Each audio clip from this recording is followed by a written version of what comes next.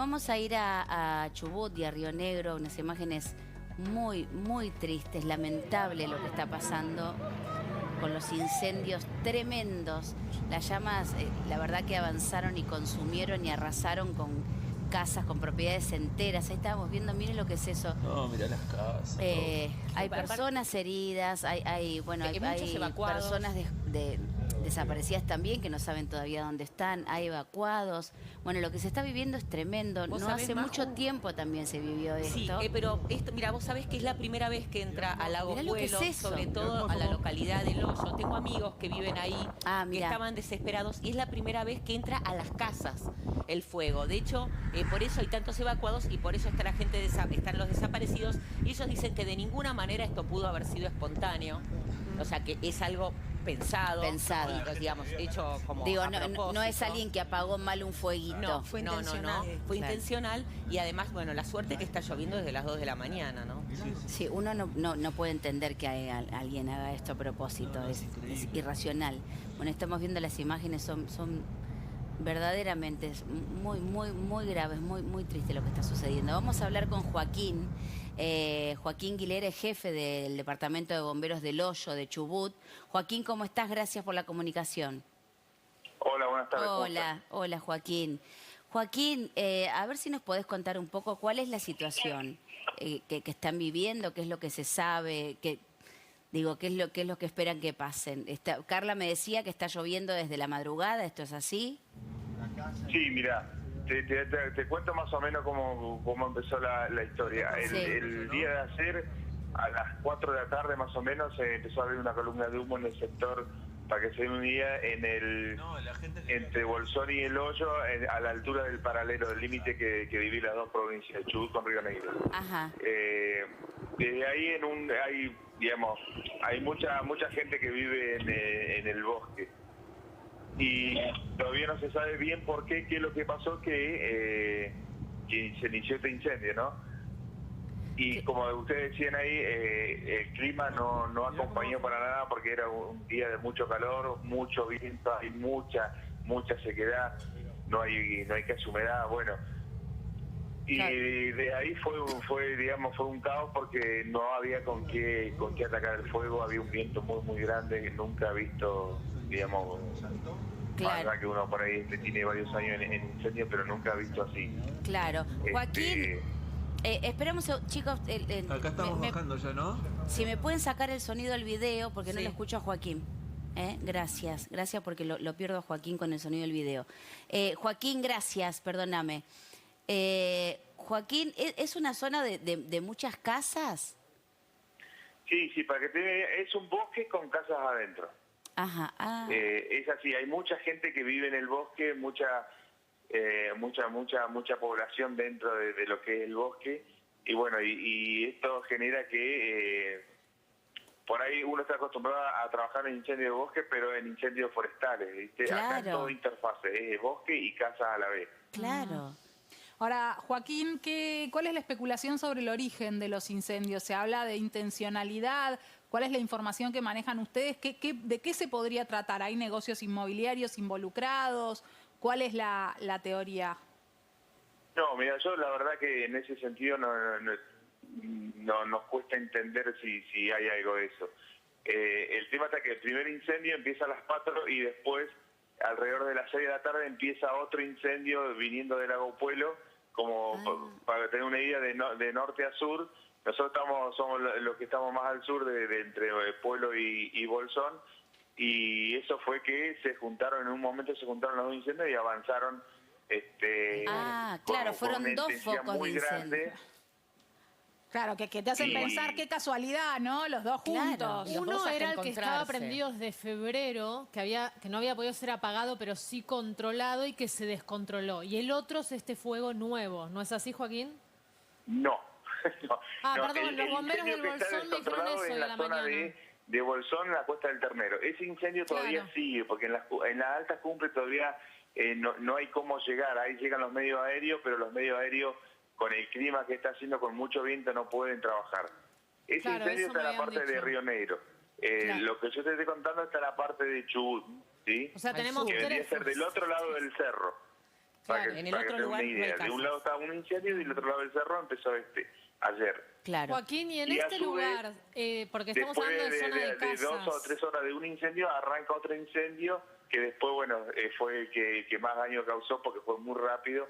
Fue, digamos, para que tengan una idea, fue al costado de la ruta, bueno, hay muchas casas y bueno, hubo muchas viviendas incendiadas.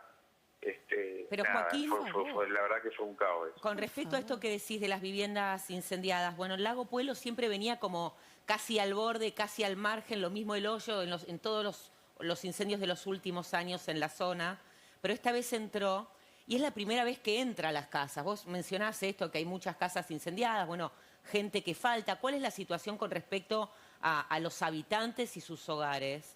Y a los evacuados, obviamente, ¿no? Mira, la gente que se le incendió la casa, desgraciadamente perdió todo, porque salió con lo que tenía puesto nada más. Por la velocidad de cómo actuaba el fuego. La gente está evacuada acá en las escuelas. Hay mucha gente que se autoevacuó porque, bueno, como veía que el fuego venía, se la vio venir, claro. Se autoevacuó. Esa gente por ahí nosotros no tenemos... Se dice desaparecida en el sentido que todavía no tenemos información de dónde está. Claro. Sabemos que está en algún lado, pero no es que no está, ¿sí? Pero sí, los evacuados, ¿dónde están? Digo, digamos, hay centros de evacuados, bueno, ahí está trabajando todo lo que es provincia, nación y, bueno, todos los municipios, ¿no? Joaquín, y te tengo que hacer la pregunta más fea, pero ¿tenemos que lamentar víctimas fatales de este incendio? ¿Ya estamos en condiciones de decir que no las hay? Nosotros no tenemos, en nuestra jurisdicción no tenemos ningún caso. Se decía, pero bueno, no. Hoy hubo todo un rastrillaje en las viviendas que se quemaron, todo, y no se ha encontrado nada. Está bien. Bueno, esperemos que así sea. Joaquín, gracias por la comunicación, obviamente acá a disposición para lo que podamos ser útil. Te mando un beso muy grande. No, gracias, muchas gracias. Vamos a hablar con Pablo Macarzuk, que es periodista del Bolsón, para ver cuál es la situación ahí. Gracias, Pablo. ¿Cómo estás? Gracias por la comunicación. Buenas tardes, Maju, Hola, equipo. Pablo. Bueno, agrego un poquitito a lo que estaban comentando allí desde el cuartel de bomberos voluntarios del Bolsón. En el día de ayer, bueno, comienza este incendio primero en Las Golondrinas, a las pocas horas el otro en Cerro Radal, con una distancia de pocos kilómetros entre uno y otro. Casi en simultáneo, otros 2 focos se dan en Cholila, a 90 kilómetros de aquí. Y como mencionaban, la gran mayoría de los brigadistas se encontraban trabajando en este otro incendio que desde el 24 de enero está afectando toda la región allí de Cuesta del Ternero. Estaban a 30, 40 kilómetros de aquí la mayoría de los brigadistas. Entonces esto no permitió tampoco tener una respuesta rápida. Y en simultáneo, en horas de la noche, minutos antes de la medianoche, otro foco aquí en el Bolsón, en la zona rural, en la zona de Mallín Hogado, todo presumible de intencional. Estamos hablando de 6 focos en un lapso de muy pocas horas. Por eso, bueno, es que se ha hecho la denuncia y la Fiscalía está investigando al respecto porque para hacer casualidad es demasiado. Pablo, ¿pero solo se estima que es intencional por la casualidad o hay algún dato extra que puedes compartir con nosotras? Bueno, en algunos casos, por ejemplo, el de Mallín Hogado, los vecinos fueron los primeros en llegar y porque realmente con esta situación de estos incendios que nos tienen preocupados, bueno, estamos todos en alerta. Y allí, bueno, se habla de algún merodeo, de algún vehículo con ciertas características, puntualmente un auto blanco, que ya se lo habría visto por otro de los sectores donde hubo los incendios forestales. Bueno, todo esto es comentario de entre vecinos, por eso es importante que justamente la justicia precise e investigue allí al respecto. Hoy sabemos que se estuvieron haciendo alguna serie de allanamientos, algunas recorridas por parte de Fiscalía, por parte de Gendarmería Nacional, brindando también allí colaboración, pero al mismo tiempo llama mucho la atención. Esto, inclusive hoy dialogamos con los intendentes del Lago Puelo, del Hoyo. Bueno, a todos les llama mucho la atención esta simultaneidad de incendios, en un contexto donde se sabía que no iba a haber una respuesta rápida porque estábamos con pocos brigadistas en ese momento. Porque estaban trabajando en otro incendio, justamente. Ahora, Pablo, en ese comentario entre vecinos que la justicia tendrá que investigar, ¿piensan en actos de vandalismo o piensan en intereses económicos? Bueno, ahí se juntan varias teorías. Por un lado, intereses económicos de la mano de lo que tiene que ver con intereses inmobiliarios. Muchas veces la zona boscosa no puede ser vendida y allá hay algunos intereses de, bueno, si se quema, que se puede utilizar. También allí con lo que tiene que ver con algunos usos de la tierra. Recordemos que aquí en Chubut está muy vigente lo que tiene que ver el proyecto de zonificación minera que el gobernador Mariano Orsioni ha presentado a la legislatura y que está siendo tratado justamente en estos días, pero también no se descarta que pueda haber alguna situación de vandalismo o algún hecho inclusive un poquito más grave cuando estamos hablando de, bueno, hasta se lo ha llegado a tildar como de hechos terroristas. Algunos de los mandatarios municipales han hablado de hechos terroristas de lo que se ha vivido en las últimas horas, donde tenemos que confirmar más de 200 casas que han sido arrasadas por el fuego y todavía no es el número final. Se estima que alrededor de 500 viviendas fueron afectadas, pero 200 quedaron reducidas a ceniza.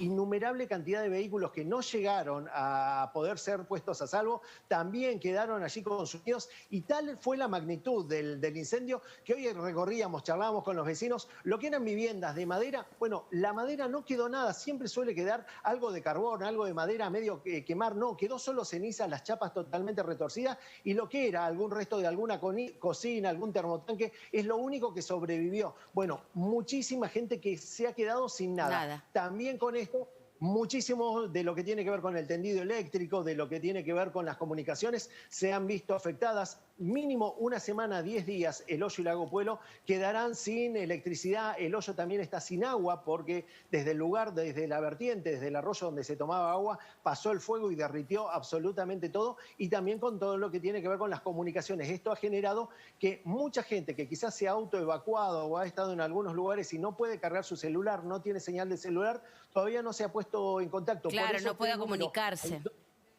Exactamente, hay 12 a 15 personas que están desaparecidas y bueno, todavía no se puede ni confirmar ni descartar de que haya víctimas fatales, pero es lo que más se preocupa y por eso este rastrillaje prácticamente casa por casa, chacra por chacra. Para que se resuelva cuanto antes realmente. Tal cual. Pablo, muchísimas gracias por la comunicación. Como le decía Joaquín, acá estamos para lo que podamos ser útil. Un abrazo enorme, enorme desde acá. Estamos con ustedes, obviamente, acompañando. Un gusto de poder colaborar y llevar información precisa de lo que está ocurriendo aquí en el Bolsón y la comarca andina. Tal cual. Un abrazo, Pablo. Gracias, cuídate mucho. Gracias.